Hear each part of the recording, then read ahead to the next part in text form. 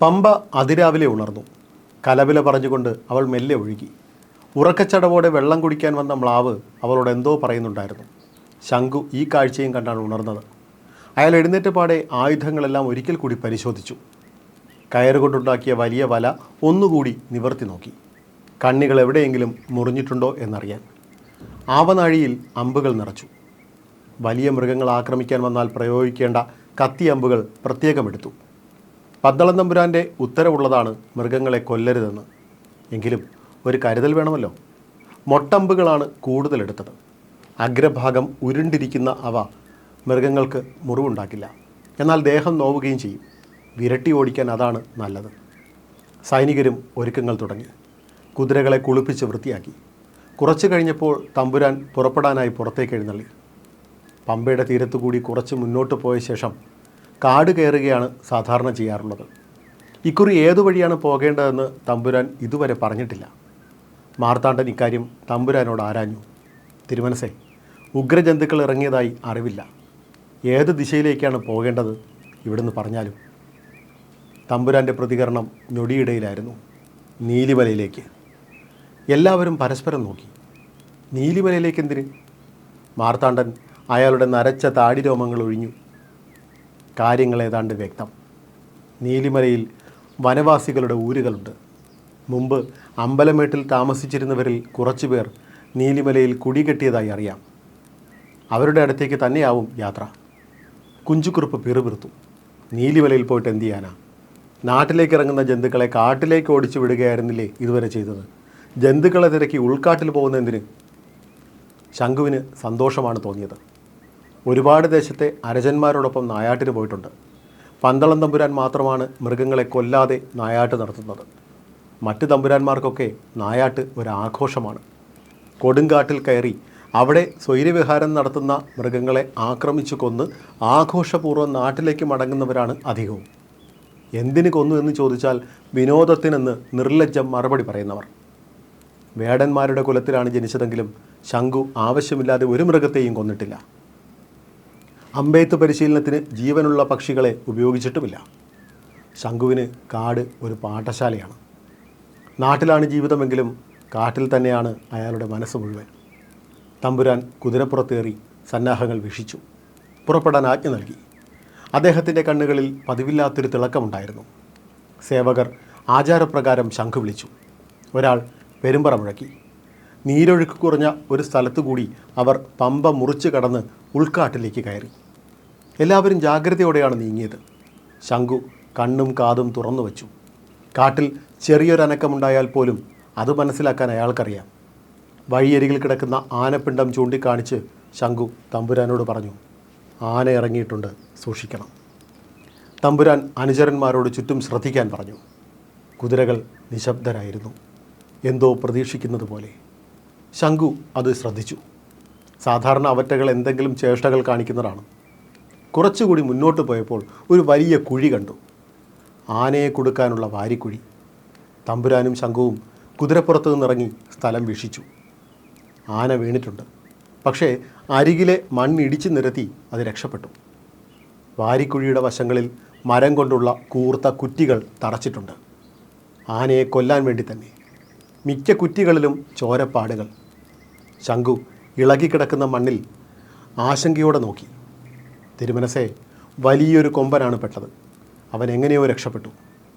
കാട്ടിൽ ആരാണ് ഈ ചതിക്കുഴികൾ ഉണ്ടാക്കുന്നത്? രാജാവ് ശോഭിച്ചു. ഉദയൻ തന്നെ ആവും തിരുമനസേ. ശബരിമലക്കാടുകളിൽ പലയിടത്തും അവൻ കുഴിച്ച കുഴികളുണ്ടാകും. മാർത്താണ്ഡൻ മറുപടി പറഞ്ഞു. ശംഖുവിൻ്റെ മുഖത്ത് ആശങ്ക വ്യക്തം. രാജാവ് അത് ശ്രദ്ധിച്ചു. എന്തെങ്കിലും പ്രശ്നമുണ്ടോ ശംഖു? തിരുമനസേ, ആന ഇന്നലെ രാത്രിയിലാകും പെട്ടിട്ടുള്ളത്. ചോര പൂർണ്ണമായി ഉണങ്ങിയിട്ടില്ല. അവൻ്റെ ദേഹം മുഴുവൻ മുറിഞ്ഞിട്ടുണ്ടാവും. മറ്റ് ആനകളുടെ കാൽപ്പാടുകളില്ലാത്തത് കൊണ്ട് തന്നെ ഇങ്ങോട്ട് വന്നത് ഒറ്റയാനാണെന്ന് ഉറപ്പ്. അവൻ കുഴിയുടെ വശത്തെ മണ്ണ് കുത്തിയിളക്കി ഇടിച്ചാണ് കരയ്ക്ക് കയറിയത്. മറ്റൊരു കാര്യം, ഒരു കൊമ്പിൻ്റെ പാടാണ് മണ്ണിൽ പതിഞ്ഞിട്ടുള്ളത്. അതായത് കുഴിയിൽ വീണത് ഒരൊറ്റക്കൊമ്പനാണ്. സൂക്ഷിക്കണം. എന്തു വന്നാലും ആനയെ കൊല്ലരുത്, വിരട്ടി വിട്ടാൽ മതി. അത് മുന്നിൽ വന്നാൽ എല്ലാവരും സുരക്ഷിതരായി മാറിക്കൊള്ളുക. തമ്പുരാൻ എല്ലാവരോടും നിർദ്ദേശിച്ചു. അവർ വീണ്ടും മുന്നോട്ട് നീങ്ങി. വഴിനീളെ ചെറിയ മരങ്ങൾ പിഴുതിട്ടിരിക്കുന്നു. ആന കലി തീർത്തതാണ്. പെട്ടെന്ന് പതിവില്ലാത്ത വിധം കുരങ്ങന്മാരുടെ ഒച്ച. തമ്പുരാൻ മരത്തിലേക്ക് നോക്കി. കുരങ്ങുകൾ എന്തോ അപായ സൂചന നൽകുന്നത് പോലെ. ശംഖുവിന് കാര്യം മനസ്സിലായി. തിരുമനസെ, കരുതിയിരിക്കണം, അപകടം തൊട്ട് മുന്നിലുണ്ട്. സൈനികർ വേഗത്തിൽ തമ്പുരാൻ്റെ മുന്നിലെത്തി. അദ്ദേഹത്തിന് ചുറ്റും അണിനിരന്നു. തമ്പുരാൻ അമ്പും വില്ലും എടുത്തു. പെട്ടെന്നാണ് ഒരു ചിഹ്നം വിളി ഉയർന്നത്. തമ്പുരാൻ മുന്നോട്ട് നീങ്ങാൻ കൽപ്പന കൊടുത്തെങ്കിലും നിന്നയിടത്തു നിന്നും ഒരടി മുന്നോട്ട് പോകാൻ കുതിരകൾ തുനിഞ്ഞില്ല. കുതിരയെ തല്ലാൻ വന്ന പടയാളികളെ തമ്പുരാൻ വിലക്കി. ചുള്ളിക്കമ്പുകൾ ഒടിയുന്ന ശബ്ദം. മണ്ണ് പറക്കുന്നു. കുതിരകൾ ഉച്ചത്തിൽ കരഞ്ഞു. അവയെ നിയന്ത്രിക്കാൻ അവർ നന്നേ പാടുവിട്ടു. ഒരു പടുകൂറ്റൻ ഒറ്റക്കൊമ്പൻ അവരുടെ നേരെ പാഞ്ഞെടുത്തു. തമ്പുരാനും സംഘവും പതറിപ്പോയി. ആന മുന്നിൽ വന്നുപെട്ട ഒരു പടയാളിയെ തൂക്കിയെടുത്ത് ദൂരേക്കെറിഞ്ഞു. അയാൾ ചെന്ന് വീണത് കരിയിലയുടെ മുകളിലായതുകൊണ്ട് മാത്രമാണ് രക്ഷപ്പെട്ടത്. ഒറ്റക്കൊമ്പൻ കലി കയറിയുള്ള വരവാണ്. അവൻ്റെ ശരീരം മുഴുവൻ മുറിവുകൾ. മണ്ണ് കോരി ദേഹത്തേക്ക് എറിഞ്ഞതുകൊണ്ടാവും ചോരയും മണ്ണും കട്ട പിടിച്ചിരിക്കുന്നു. വേദന കൊണ്ട് അവൻ പുളയുന്നുണ്ട്.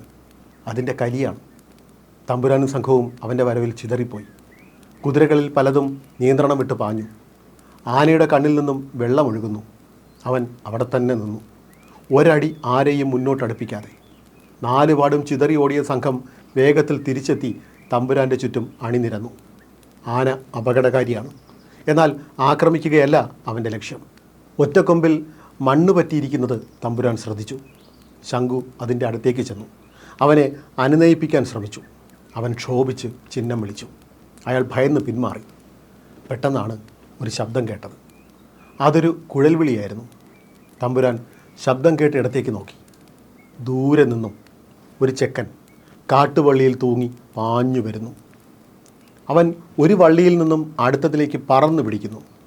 അതിനിടയിലാണ് ഒരു കൈ കൊണ്ട് കുഴൽ വിളിക്കുന്നത്. തമ്പുരാനും സംഘത്തിനും ആ കാഴ്ച വിശ്വസിക്കാനായില്ല. അത്രയ്ക്ക് വേഗമായിരുന്നു അവന്. ഒരു മരക്കൊമ്പിൽ കയറി നിന്ന് അവൻ തമ്പുരാനെ നോക്കി ചിരിച്ചു, അഭിവാദ്യം ചെയ്തു. അവിടെ നിന്നും 4 കരണം മറിഞ്ഞ് ചാടിയത് കൊമ്പൻ്റെയും തമ്പുരാൻ്റെയും ഇടയിലേക്ക്. ആന അവനെ ക്രോധത്തോടെ നോക്കി. അവനാകട്ടെ ശാന്തനായി നിന്നു. ആന മുന്നോട്ടെടുത്തു. അവൻ നിലത്ത് മുട്ടുകുത്തി തല കുനിച്ചു. ആന പെട്ടെന്ന് നിന്നു. തമ്പുരാനും സംഘവും ഇതെല്ലാം കണ്ട് അമ്പരന്നു.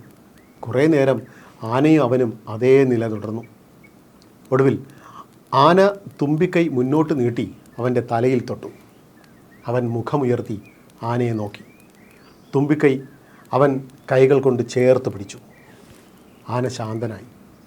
അപ്പോഴും കണ്ണിൽ നിന്നും വെള്ളം ഉറവ് പൊട്ടി ഒഴുകുന്നുണ്ടായിരുന്നു. അവൻ എഴുന്നേറ്റ് ആനയെ തലോടി. അത് അനുസരണയോടെ മുൻകാലുകൾ നിലത്ത് കുത്തി. അവൻ സ്നേഹത്തോടെ അതിനെ ചുംബിച്ചു. മുറിഞ്ഞുപോയ കൊമ്പ് കണ്ട് അവൻ വിഷമിച്ചു. തമ്പുരാൻ അവനെ ശ്രദ്ധിച്ചു. പ്രസന്നമായ മുഖം, ഒന്നിലും കുലുങ്ങാത്ത പ്രകൃതമാണെന്ന് ഉറപ്പ്, ബലിഷ്ഠമായ കരങ്ങൾ, വിരിഞ്ഞ നെഞ്ച്, കഴുത്തിൽ കറുത്ത ചരടിൽ ഒരു രുദ്രാക്ഷം, അരയിൽ ചുരിക, ഒരു ചെറിയ സഞ്ചി പിറകിൽ ചേർത്ത് കെട്ടിയിട്ടുണ്ട്. കറുത്ത ചുരുണ്ട മുടി പിന്നിലേക്ക് വളർന്നു കിടക്കുന്നു. അവൻ സഞ്ചി തുറന്നു. അതിൽ നിന്നും കുറേ പച്ചിലകൾ പുറത്തെടുത്തു. 2 കല്ലുകളെടുത്ത് അത് ചതച്ചു. ചാറ് പിഴിഞ്ഞ് ആനയുടെ മുറിവിലേക്ക് ഇറ്റിച്ചു. ആന അനുസരണയോടെ ഇരുന്നു. തുമ്പിക്കൈയിലുള്ള മുറിവ് ആഴത്തിലുള്ളതാണ്.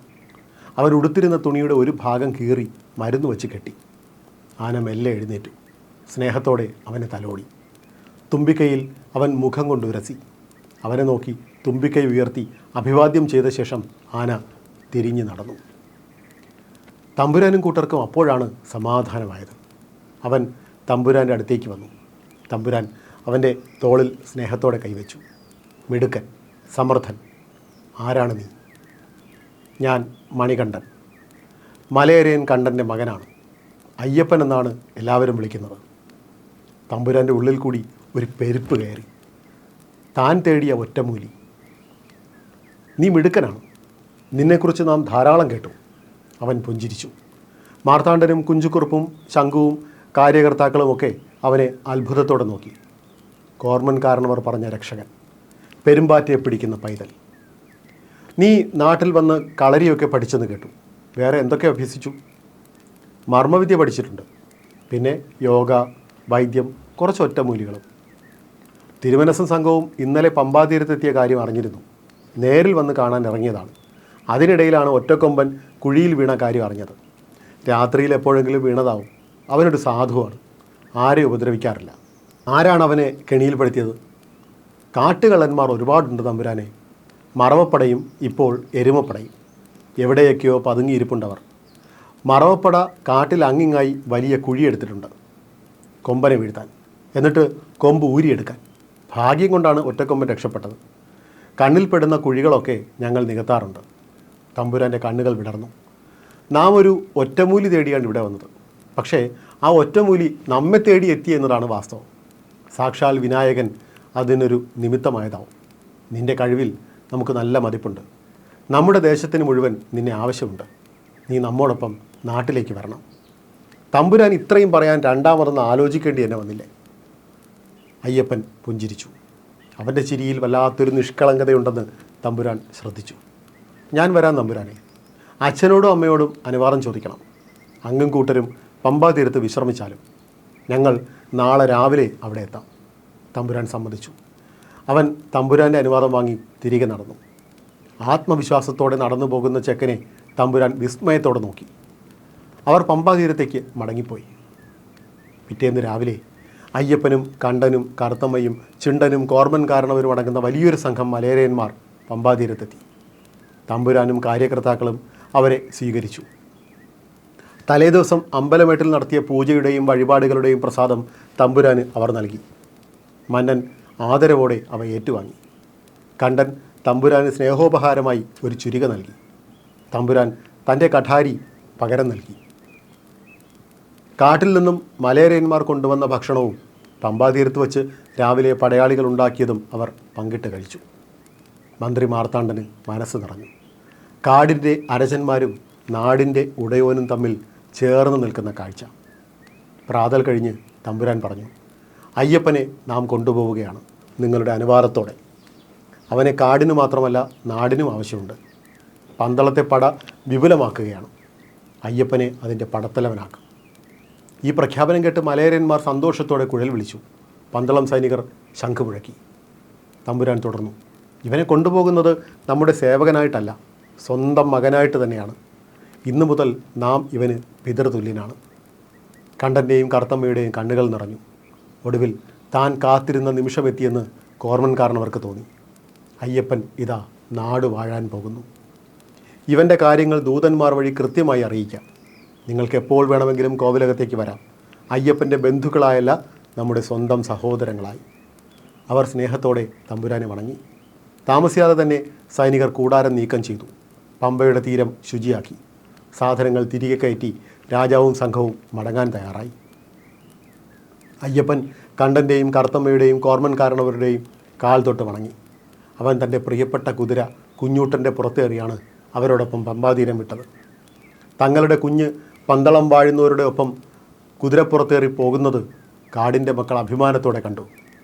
കോർമൻ കാരണവർ ഈ കാഴ്ച കണ്ട് ധ്യാനപൂർവ്വം കണ്ണടച്ച് മെല്ലെ പറഞ്ഞു, അയ്യപ്പൻ ശരണം.